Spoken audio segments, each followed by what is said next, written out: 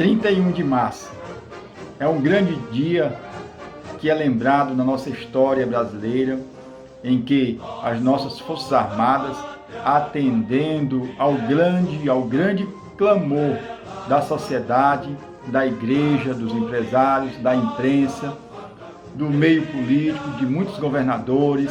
Aqui eu vou citar o nome de alguns, como de Magalhães Pinto, de Minas Gerais, de Adhemar de Barros, de São Paulo, de Celso Ramos, de Santa Catarina, do estado da Guanabara, conhecido Carlos Lacerda, né? E grandes setores da imprensa, como o grande jornalista Roberto Marinho, Assis Chateaubriand e muitos outros setores da sociedade clamavam, iam às ruas, grandes manifestações que envolveram quase 1 milhão de pessoas, pedindo que os militares fizessem a intervenção militar constitucional para impedir que João Goulart implementasse, concretizasse a implantação de um governo comunista nos moldes cubano ou soviético no Brasil. Essa foi a grande realidade, gente. Mas o contexto, será que hoje muitos brasileiros patriotas, muitos brasileiros de direita, conservadores, vão às ruas, se manifestam pedindo o artigo 142, será que as circunstâncias de hoje são as mesmas de 64? Não são, gente.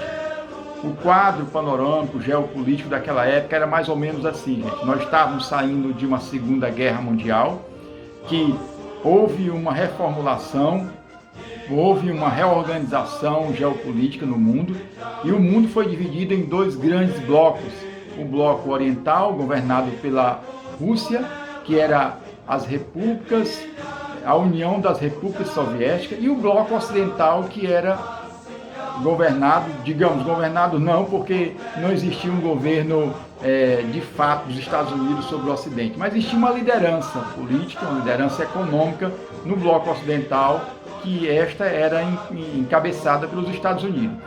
Então, depois da Segunda Guerra Mundial, gente, o bloco soviético, com todos os seus teóricos, com toda a sua estrutura teórica baseada nos ensinos de Marx, queriam implantar ou queriam alavancar o desenvolvimento e a implantação do comunismo em todo o mundo, principalmente aqui no lado ocidental.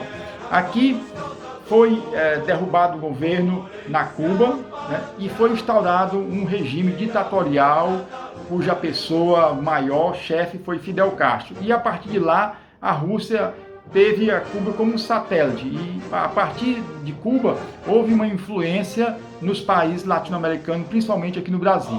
Grupos de professores e intelectuais e pessoas ligadas à política, mais à esquerda, viajavam constantemente para Cuba para lá serem treinados e serem preparados para se fortalecerem, e aqui no Brasil criarem um grande bloco de esquerda e tomarem o poder.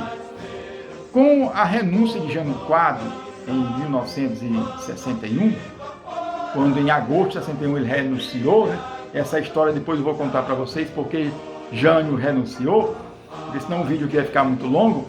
Assumiu interinamente o presidente da Câmara, Ranieri Mazzilli, porque o vice João Goulart, que já era vice de JK, né? Ele ganhou a eleição, porque naquele tempo o sistema eleitoral, você podia votar no candidato a presidente e também votar num candidato a vice que não necessariamente fosse da mesma chapa. Então, naquele momento, naquela eleição de 1960, ganhou para presidente Jânio Quadros, com 48% dos votos. E para vice ganhou o João Goulart, que era de outra chapa, né, do PTB, com 36% dos votos. Então, quando Jânio renunciou, então, assumiu o presidente da Câmara, Ranieri Mazzilli, e o vice estava em uma missão oficial visitando a República Popular da China, né? Era muito propenso à esquerda e estava lá fazendo não sei o quê, né? O que acontece? Com a renúncia de João Goulart, de Jânio Quadros, ficou insustentável, tanto por parte da sociedade, como por parte dos militares, que já havia uma aproximação grande, um viés de esquerda em Jango, principalmente influenciado por Leonel Brizola, que naquele momento era governador do Rio Grande do Sul. Então, houve uma pressão para que fosse implantado um sistema parlamentarista, e assim foi feito.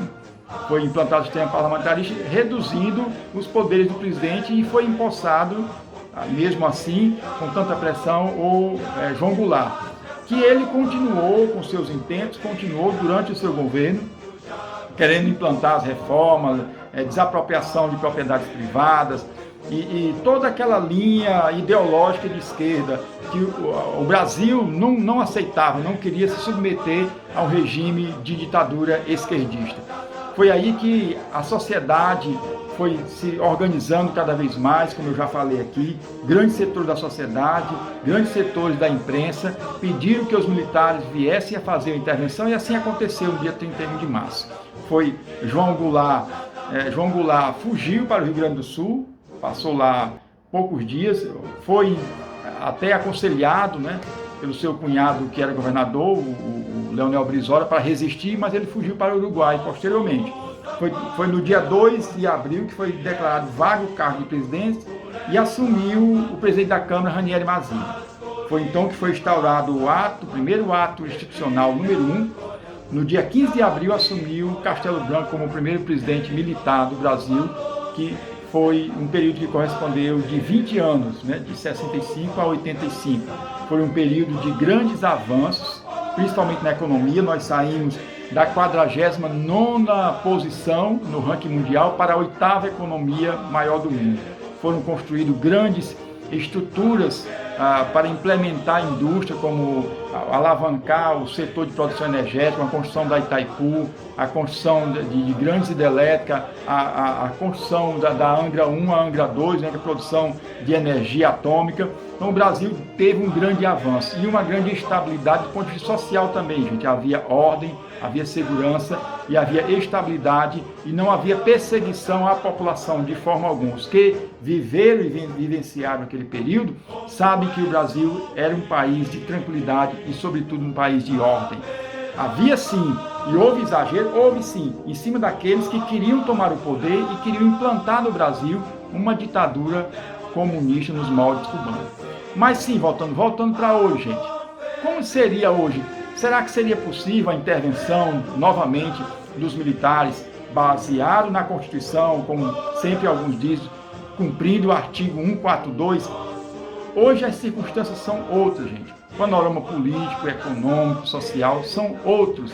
Hoje as Forças Armadas estão mais voltadas com a defesa da nossa pátria, principalmente das nossas fronteiras, com as riquezas da Amazônia, com a infraestrutura e a logística nesta pandemia, de levar insumos e remédios para os lugares mais longínquos do país. E sim, gente, ela tem uma função de poder moderador, de manter a estabilidade e o Estado democrático de direito.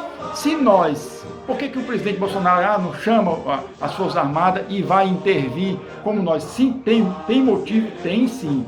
O STF, que é uma instituição maior do poder judiciário, que deveria garantir o cumprimento da lei e a interpretação da nossa Carta Magna, da nossa Constituição, ele sim, alguns dos elementos do STF, dos membros do STF, ou quase todos, vez por outra está passando por cima da lei. Em vez de cumprir, de dar exemplo, de fazer garantir a harmonia dos poderes, está infringindo esta harmonia e principalmente a Constituição. Como é o caso de Alexandre de Moraes. Mandou prender um deputado federal simplesmente por expressar a sua opinião, que é resguardado também na lei.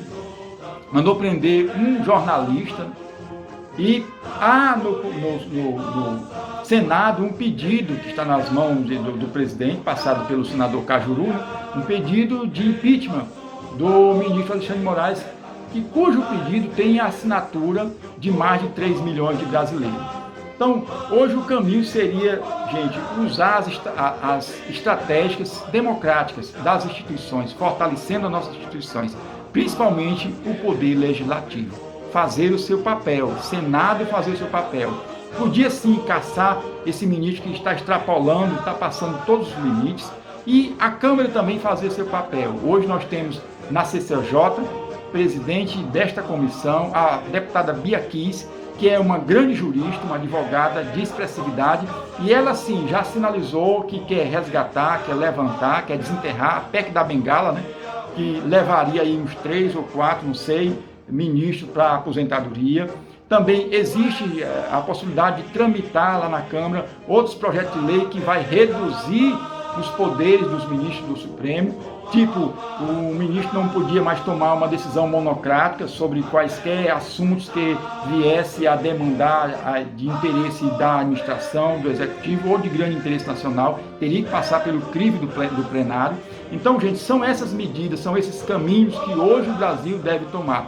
As vias democráticas, fortalecendo as instituições, mantendo o equilíbrio de poder e, sobretudo, gente, caminhando para frente, para retomar o desenvolvimento econômico e vencer esta pandemia, para, enfim, nós termos dias melhores para nós e para nossos filhos. Um abraço, até a próxima, compartilhe esse vídeo.